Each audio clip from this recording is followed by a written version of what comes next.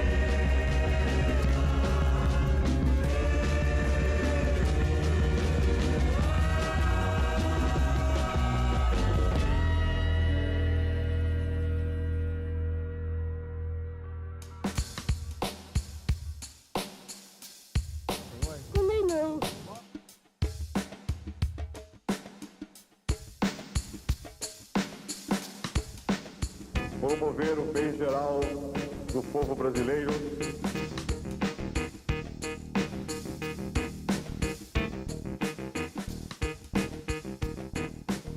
E chegamos a 1995. O Brasil se insere finalmente no mercado globalizado. Moderniza-se, atualiza-se, recoloca-se no mundo da era digital. As coisas ganharam a velocidade de um clique. A economia mundial conectada na velocidade de bits, bytes, megabits e gigabytes. Se a riqueza é globalizada, também a pobreza é globalizada, assim como o desemprego e o desmantelamento das legislações trabalhistas em todo o mundo. E à frente do país, Fernando Henrique Cardoso, o príncipe dos sociólogos. Aquele que colocaria o Brasil rumo às políticas neoliberais em um caminho inexorável para o desemprego, a dívida e a dependência dos grandes mercados internacionais. Afinal, uma vez colônia, sempre colônia. Mas agora, colônia digital. O sucessor do Collor, Itamar, tinha que ser um quadro forte. Ninguém podia imaginar que o Fernando Henrique pudesse ganhar uma eleição. Nem para reitor da USP o Fernando Henrique ganharia a eleição. Só que houve o Plano Real. E o Plano Real tira o Fernando Henrique do anonimato da intelectualidade e populariza o Fernando Henrique. No programa anterior, falei sobre o que ficou conhecido como reestruturação produtiva. Modernização completa da tecnologia fabril e de serviços, como bancos, por exemplo, por um lado, e por outro, o surgimento de uma nova classe trabalhadora, que agora competia entre si por metas de rendimento, por índices de produtividade e por uma foto na cantina da empresa com o título de funcionário do mês.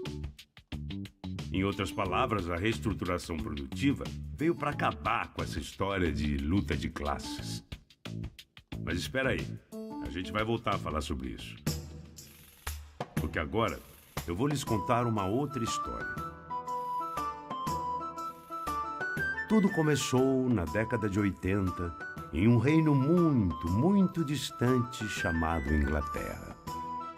Neste reino, fazia algum tempo, a vida das pessoas era bastante boa. Os trabalhadores tinham uma boa escola para educar seus filhos, bons centros de saúde, bons hospitais, tinham bons trabalhos, podiam ter uma boa casa para morar, comida farta. E era o Estado quem proporcionava isso para todo mundo. O nome disso era Estado do Bem-Estar Social. Você pode me perguntar, o Estado dava assim tudo isso por bondade? Claro que não. Não havia bonzinhos nesse reino. O Estado dava porque os trabalhadores eram muito organizados, brigavam muito com esse Estado e tinham o tempo todo que ficar atentos, porque se esses dormissem um pouquinho mais, os donos das fábricas e empresas privadas lhes roubavam tudo. Mas na Inglaterra, os trabalhadores não passavam fome justamente porque estavam organizados. E uma das formas mais importantes de organização dos trabalhadores eram, adivinhem, os sindicatos. E um deles, em particular, era muito forte. O Sindicato dos Mineiros. Diziam que a própria rainha tinha um pé atrás com esse sindicato, que ficava com esse negócio de pagar bem trabalhador, lhes assegurar direitos, essas coisas. Nos anos 80, cerca de 80% da energia elétrica da Inglaterra ainda era obtida pela queima do carvão mineral, do qual também dependiam indústrias pesadas como a do aço, por exemplo. Além disso, o carvão também era usado no aquecimento das casas no inverno. Ou seja, os mineiros tinham tanto poder porque sua produção era essencial à economia do país. Mas daí surgiu uma grande líder política chamada Margaret Thatcher, que achava que esse jeito de se organizar a sociedade não era o melhor. Ela achava que os trabalhadores organizados davam muito trabalho e que o Estado não devia gastar tanto tempo e dinheiro em ser dono de indústrias e empresas. O melhor era que o próprio mercado se autorregulasse. E assim, a Inglaterra foi o primeiro país a implementar aquilo que ficou conhecido como neoliberalismo. Nós já falamos sobre isso. Mas como os sindicatos de lá eram muitos e muito bem organizados, tão logo ela anunciava uma privatizaçãozinha qualquer, tão logo ela demitisse uns poucos trabalhadores, ou tão logo ela tirasse algum direitinho qualquer de algum trabalhador, aquele bando de sindicatos parava tudo, fazia greve, enchia o saco dela. Então ela pensou que se ela tivesse uma vitória daquelas estrondosas, mas vitória mesmo, para não deixar dúvidas sobre quem mandava na coisa toda, ela iria enfraquecer todos os outros sindicatos. E adivinhem com quem ela resolveu brigar? Com o Sindicato dos Mineiros. Ela preferiu importar carvão do que negociar com os mineiros. Foi uma batalha que durou 1 ano. E o pior, a Margarete ganhou. Os mineiros voltaram a trabalhar, depois de 1 ano, e sem nenhuma conquista, sem nenhuma vitória. E logo depois de voltarem a trabalhar, foram demitidos. Vitória do governo inglês. Vitória do neoliberalismo. Derrota fatal da classe trabalhadora. Guardem essa história na memória, hein? Porque daqui a pouco vocês vão entender por que eu lhes contei tudo isso. Bom, eu falava que o FHC aqui no Brasil tinha virado o presidente da República depois do Itamar Franco. E que ele tinha sido eleito, basicamente, pelo sucesso do Plano Real, aquele que acabou com a inflação brasileira. Pois o FHC até hoje diz por aí que se não fosse o Plano Real, de sua autoria, ainda viveríamos o terror da inflação. Bem, de certa forma isso é verdade. Mas, como quase tudo em política, também não é inteiramente verdade. Na verdade, o Plano Real tinha uma proposição muito mais ampla do que ele acabou sendo, né? Tinha uma proposta, por exemplo, de introdução do contrato coletivo de trabalho, uma proposta de redução da jornada para 40 horas semanais. Então, ele tinha um pacote que vinha junto com o Plano Real, que era, na verdade, uma tentativa de não apenas combater a inflação, mas reorganizar o país para um período de estabilidade monetária. O Plano Real, a nosso modo de ver, ele, na verdade, terminou se transformando numa enorme camisa de forças para o Brasil. Porque, de um lado, ele foi importante como combate à inflação de um país que tinha praticamente 14 anos de altíssima inflação, uma superinflação. Foi o país, ao longo do século XX, que permaneceu por mais alta taxa de inflação do mundo. E o Plano Real, então, teve o êxito justamente de conseguir estabilizar a inflação, mas, por outro lado, na verdade, ele comprometeu qualquer possibilidade do Brasil voltar a crescer de forma sustentada, né? Porque os mecanismos que garantem a inflação baixa são os mesmos mecanismos que impedem que a produção, que a economia cresça. Então você tem alta taxa de juros, a moeda valorizada, isso torna-se muito difícil produzir internamente. É mais fácil comprar lá fora, né? E aí nós temos então uma trajetória que consolida basicamente o processo de desindustrialização no Brasil.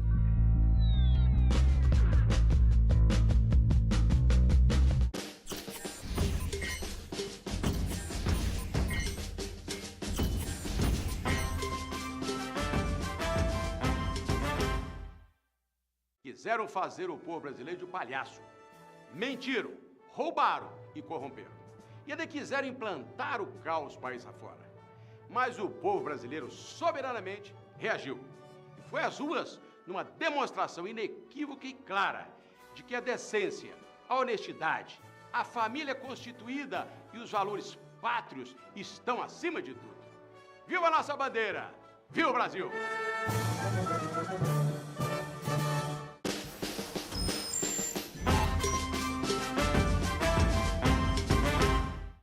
Neste Crônica de América, as semelhanças entre as campanhas e propostas de Maurício Macri na Argentina e de Guillermo Lasso no Equador.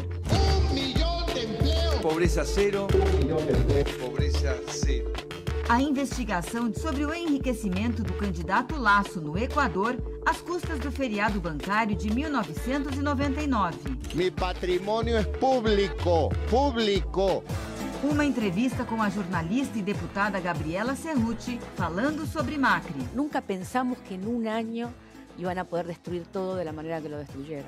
E muito mais da Argentina, do Equador e do Brasil. Eu quero me aposentar. Eu sou contra a reforma da Previdência.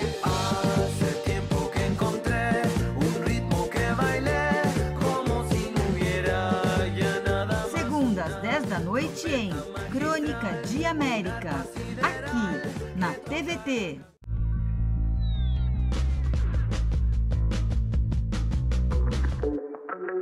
Então vamos lá. Agora o Brasil tinha uma moeda estável e uma economia estagnada. Por outro lado, o Brasil tinha um parque industrial estatal relativamente grande e isso valia muito. Entre as mais importantes empresas nacionais estava a Petrobras. Criada em 1953 por Getúlio Vargas, a empresa cresceu a tal ponto que hoje está entre as 15 maiores petroleiras do mundo. Na década de 80, principalmente, os trabalhadores da Petrobras, filiados ao novo sindicalismo, eram fortes e extremamente organizados. A categoria dos petroleiros é historicamente respeitada e até temida. Os produtos da Petrobras são considerados essenciais e ela própria área de segurança nacional. Vou lhes apresentar o SPIS, petroleiro e sindicalista. Fez parte da CUT, mas também da FUP, Federação Única dos Petroleiros. Ele conhece bastante bem as dificuldades do movimento sindical dentro de uma refinaria de petróleo. Uma empresa integrada como a nossa, você não faz greve só em refinaria, não faz greve só em distribuição, não faz greve só em plataforma. A estratégia é fazer greve integrada. Parar a produção no petróleo é um pouquinho diferente do que banco, do que em outras unidades. A gente fala, para parar uma refinaria, você precisa de 3 dias para parar com segurança. E para partir também precisa de 3 dias para partir com segurança. Porque tem que ter lá uma averiguação dos equipamentos, temperatura, pressão, um monte de coisa, né? Vocês estão lembrados do Sindicato dos Mineiros na Inglaterra? Pois bem, nós podemos dizer que a importância da extração e refino do petróleo no Brasil era comparável à extração de carvão mineral na Inglaterra.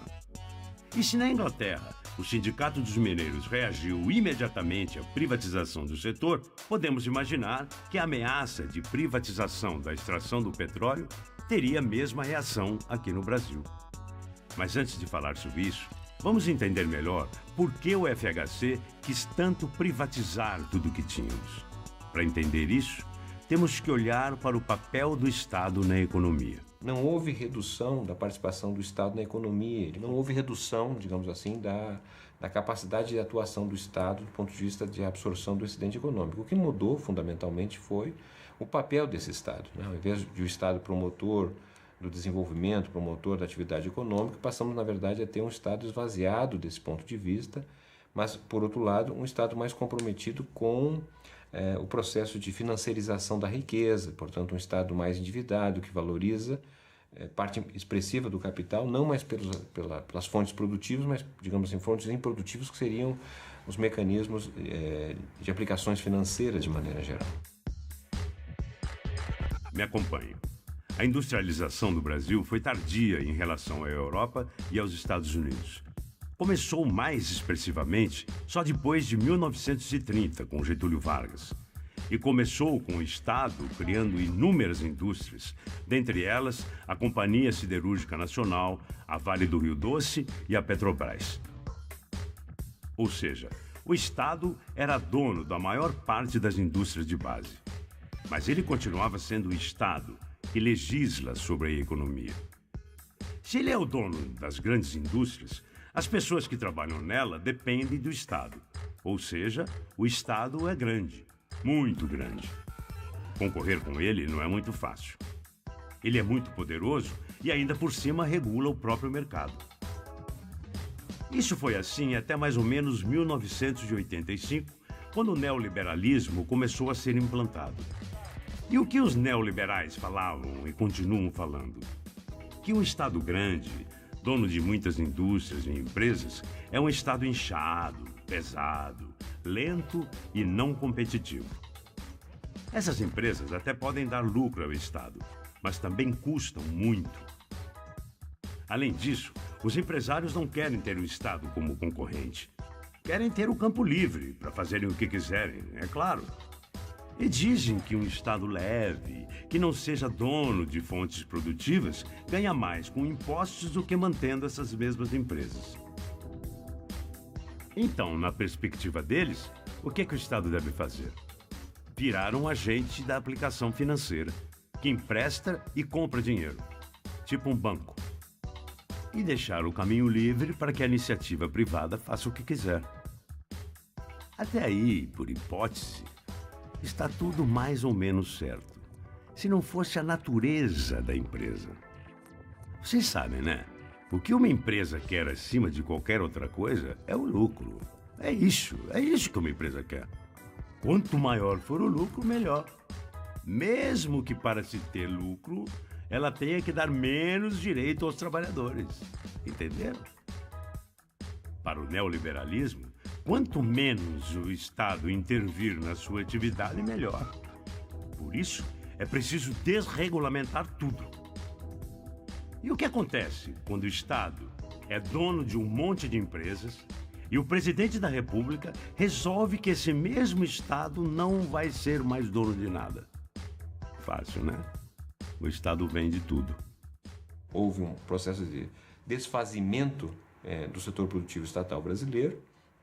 Perdemos a oportunidade de criar grandes empresas nacionais de competição externa, porque, de certa maneira, a privatização foi feita fundamentalmente para arrumar caixa para o governo, né, para continuar pagando o serviço da dívida, tendo em vista a alta taxa de juros que passa a se praticar no Brasil, especialmente a partir do Plano Real. Infelizmente, termina, na verdade, desconstituindo o grande ciclo de industrialização que o Brasil teve entre as décadas de 30 e as décadas de 70.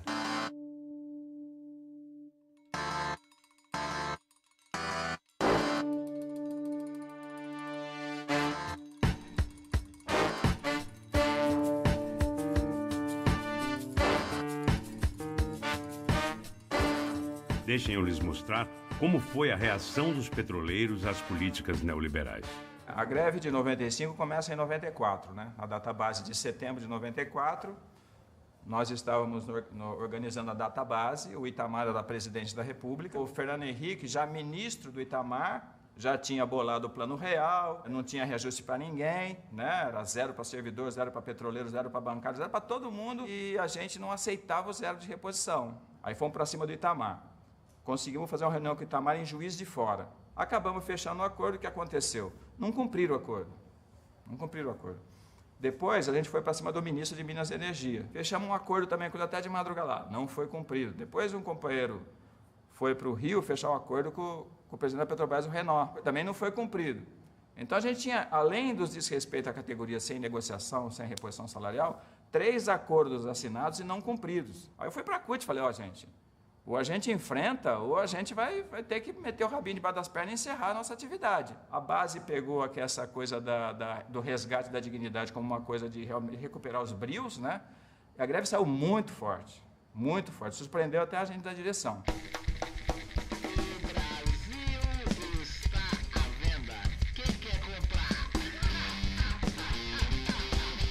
Mas vamos voltar à questão da privatização para a gente poder entender uma outra coisa. Se o Estado que empregava milhares de pessoas vende suas propriedades sem nenhuma garantia de que os novos proprietários vão manter os trabalhadores em suas funções, o que acontece? A reivindicação que marca, né, a história do sindicalismo é a reivindicação salarial, que é a reivindicação por melhores condições de trabalho. Nos anos 90, é interessante observar, porque a própria demanda, a própria reivindicação salarial, ela perde espaço para uma reivindicação que é a manutenção do nível de emprego.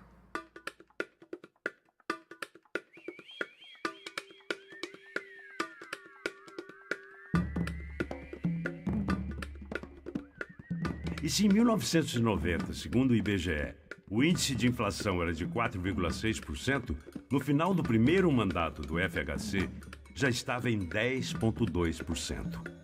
O desemprego no Brasil literalmente triplicou nos anos 90. Assustador. Só que o Fernando Henrique também se fechou, né? Falou, o quê? Se eu ceder para esses caras, eu vou ter que voltar a discutir todos os outros acordos, vou ter que ceder para todo mundo. Porque tinha uma máxima no governo, o seguinte, não negocia. Então eu falava assim, abre negociação que eu discuto voltar a trabalhar. O Fernando Henrique falava assim, volta a trabalhar que eu negocio. A greve foi tratada com muita truculência também. Truculência mesmo de ditadura civil. O presidente do Sindicato Paraná, o Sampaio, era um engenheiro, me ligou lá em Brasília e falou assim, Espias, o Exército está rondando a refinaria, Araucária, refinaria de Paraná. Naquela madrugada mesmo ocupou Araucária no Paraná, ocupou aqui Paulínia, ocupou São José dos Campos e ocupou Mauá. O pessoal que está operando equipamento elenque lá uma liderança para falar com o cara que está ocupando lá, capitão, sei lá quem é que está lá ocupando, que a gente está preservando o equipamento da empresa, que se eles não obedecerem às orientações de segurança, nós vamos abandonar a área e pode explodir.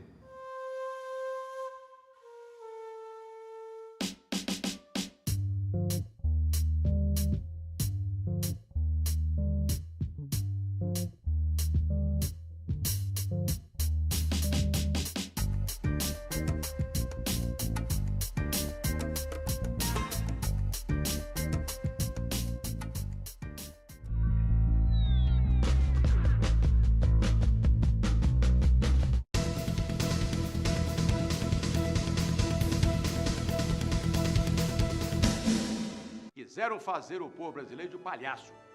Mentiram, roubaram e corromperam. E ainda quiseram implantar o caos país afora. Mas o povo brasileiro soberanamente reagiu. E foi às ruas numa demonstração inequívoca e clara de que a decência, a honestidade, a família constituída e os valores pátrios estão acima de tudo. Viva a nossa bandeira! Viva o Brasil!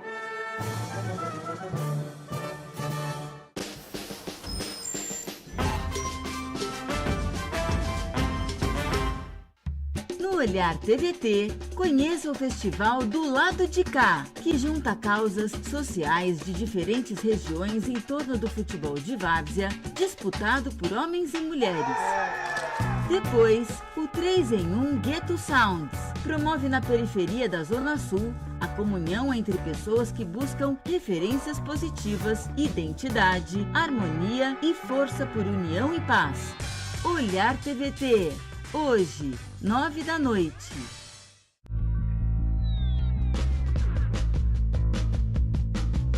Demissão coletiva. Se demitir 50, vai ter que demitir os 40 mil. Eram 40 mil petroleiros na época. Então, os nossos advogados redigiram um termo de autodemissão. O cara se demitia, né? E passamos a lista pelo Brasil. 17 mil assinaturas vieram para a FUP. Ou seja, demitir 50, vai demitir a Petrobras inteira, eu quero ver funcionar a empresa depois sem a gente. Então, houve uma integração da base também, que estava mobilizada, comprou a briga de que não podia ceder. Isso que foi o forte da mobilização. Os petroleiros sentiram que a questão não era apenas de reajuste salarial. Existia uma proposta política e econômica muito mais ampla por trás de tudo isso. E eles entenderam que essa greve era simbólica. Aquilo que acontecesse aos petroleiros iria acontecer às demais categorias de trabalhadores. E o FHC entendeu a mesma coisa. Por isso a truculência. Por isso a necessidade de uma repressão sofisticada.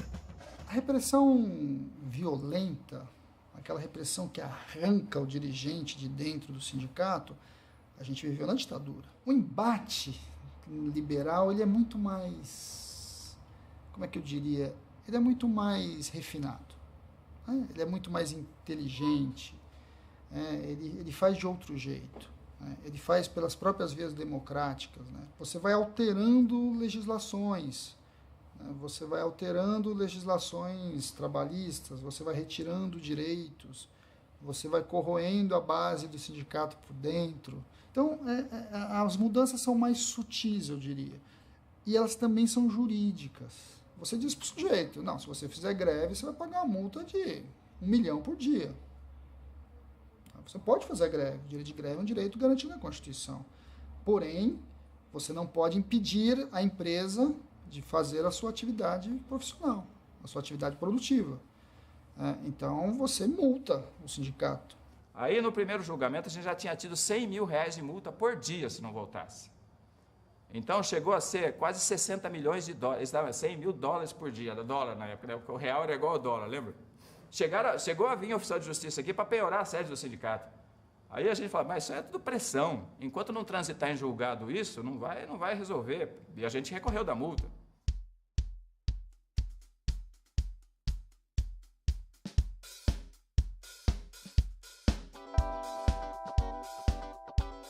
Depois de 32 dias de greve, a gente via que não tinha mais saída mesmo. Não existe greve até a morte. Também não existe greve por tempo indeterminado. Foi uma greve importante, mas ela infelizmente terminou sendo derrotada. E, de certa maneira, a partir dali nós começamos a perceber uma certa divisão no interior do movimento sindical brasileiro, que se apresentava até então de uma forma mais coesa. As primeiras dissensões da esquerda do PT começaram nos anos 90. Primeiro saiu o grupo que foi da UPSTU, depois saiu a CUT pela base, depois saiu não sei o quê. Aos poucos a CUT também foi tendo as suas dissensões, saiu a CUT pela base, saiu a Alternativa Socialista. Quer dizer, a esquerda foi se esfacelando. Então a melhor alternativa da esquerda é, primeiro, reconhecer que o capitalismo é vitorioso e nos resta ser social-democrata, que significa o quê? Civilizar o capitalismo. Bateu forte aqui. Bateu forte. E o movimento sindical se via diante de um novo momento, que exigiria novas estratégias. De fato, foi o período mais difícil do movimento sindical desde o surgimento do novo sindicalismo em 1978. A empresa está dizendo para o trabalhador todos os dias, nós somos parceiros, nós estamos no mesmo barco, né? Precisamos fazer frente à concorrência internacional que aumentou.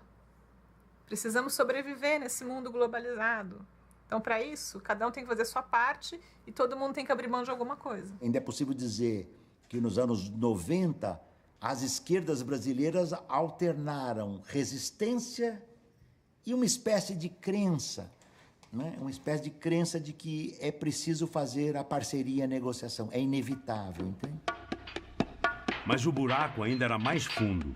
E uma nova eleição se anunciava. Eu lembro que eu estava na Inglaterra em 97, o The Economist fez uma matéria dizendo que o Fernando Henrique precisa ser reeleito em 97 para 98, porque ele fez em 4 anos o que a Margaret Thatcher levou 13 para fazer.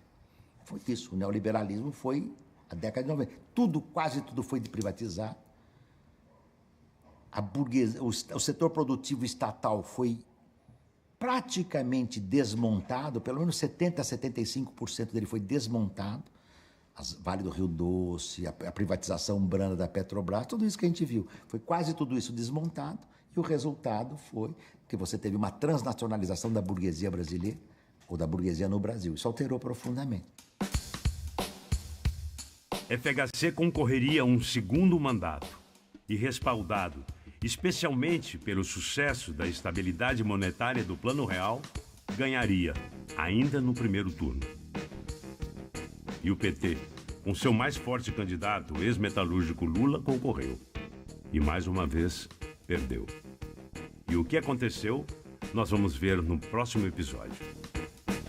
Estou pronto para a nova jornada. Sinto-me renovado pelo apoio generoso do povo brasileiro.